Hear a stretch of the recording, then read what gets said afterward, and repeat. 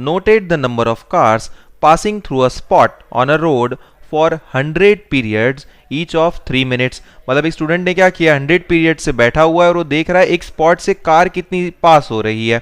And summarised it in the table given below, find the mode of the data.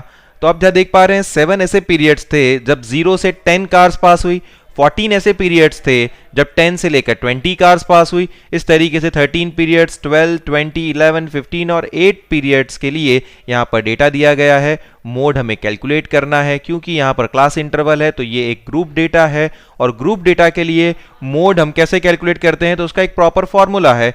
तो formula आप देख पा रहे हैं आपकी स्क्रीन पर आ चुका है, आपकी स्क्रीन पर प्रॉपरली आ चुका है ये मोड का फॉर्मूला। तो मोड का फॉर्मूला ग्रुप डेटा के लिए बनता है L plus F1 minus F0 upon 2 F1 minus F0 minus F2 multiplied by H।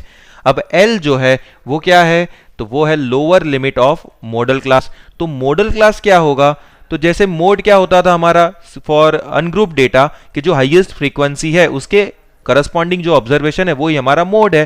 तो यहाँ पर भी ठीक उसी तरीके से जो हमारी हाईएस्ट फ्रीक्वेंसी है वो है 20, इसके करस्पॉन्डिंग जो ऑब्जर्वेशन है, लेकिन यहाँ पर जो है 40 to 50 मतलब एग्जैक्ट मोड की वैल्यू हमें नहीं पता, इसीलिए हम इस 40 to 50 के बीच में कहीं पर एग्जैक्ट वैल्यू ऑफ मोड को कैलकुलेट करते हैं इस फॉर्मूला के थ्रू।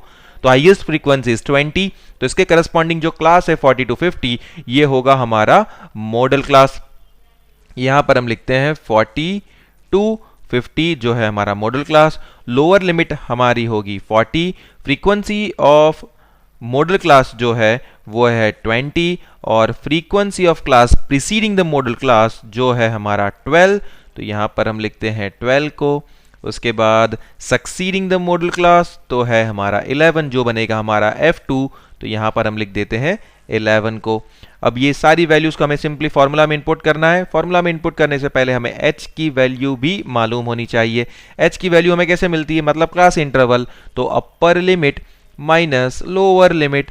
तो अपर लिमिट जो है वो है 10 और लोअर लिमिट है 0, तो हम कैलकुलेट करते हैं 10 माइनस 0 इज इक्वल्स टू 10। तो ये है हमारा क्लास इंटरवल। तो अब जो मोड का फॉर्मूला है फॉर ग्रुप डेटा, इस फॉर्मूला में ये सारी वैल्यूज को हम इनपुट करेंगे और मोड फॉर ग्रुप डेटा को कैलकुलेट करेंगे।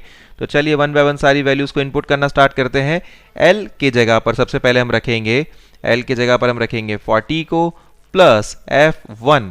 F1 जो है वो कितना होगा 20 और F0 होगा हमारा 12। उसके बाद डिनोमिनेटर पर 2F1, F1 की जगह पर अगेन आ जाएगा 20 और F0 की जगह पर आ जाएगा 12। उसके बाद F2 की जगह पर आएगा 11 और मल्टीप्लाइड बाय H। H क्या है हमारा क्लास इंटरवल जो है हमारा 10, तो यहाँ पर हम रख देंगे 10 को। उसके बाद again 40 as it is plus 20 minus 12 is 8, 2 multiplied by 20 is 40 और माइनस 12 माइनस 11, माइनस 12 माइनस 11 हो जाता है माइनस 23 और यहाँ पर multiplied by 10 as it is. ठीक है, अब आगे हम कैलकुलेशन को बढ़ाते हैं। 40 जो है वो अगेन एज इट इज ही रहेगा, 40 as it is plus numerator पर 8 मल्टीप्लाइड बाय 10 हो जाता है 80 और डिनोमिनेटर पर 40 माइनस 23 होगा हमारा 17। अब अगेन 40 एज इट इज। अब आप देख पा रहे हैं 80 अपॉन 17 या 80 डिवाइड बाय 17 करने पर हमें वैल्यू मिलती है 4.7। क्या वैल्यू मिल रही है हमें 4.7। आपको खुद से ही कैलकुलेट करना है, आप डायरेक्टली आंसर को कॉपी मत करना, नहीं तो आपके एग्जाम के वक्त गलती होने के चांसेस बढ़ जाएंगे। ये सारे जो कैलकुलेशंस होते हैं ये सारी आपके लिए प्रैक्टिस होती है जिसको आपको अच्छे से करनी है कि जिसके थ्रू आपके एग्जाम में कभी इस तरीके से सिली मिस्टेक के लिए आपके मार्क्स कैंसल आउट ना हो जाए। अब 40 प्लस 4.7 करने पर वैल्यू आपको मिलेगी 44.7 जो है हमारा मोड, जो क्या है हमारा मोड ऑफ दिस डेटा।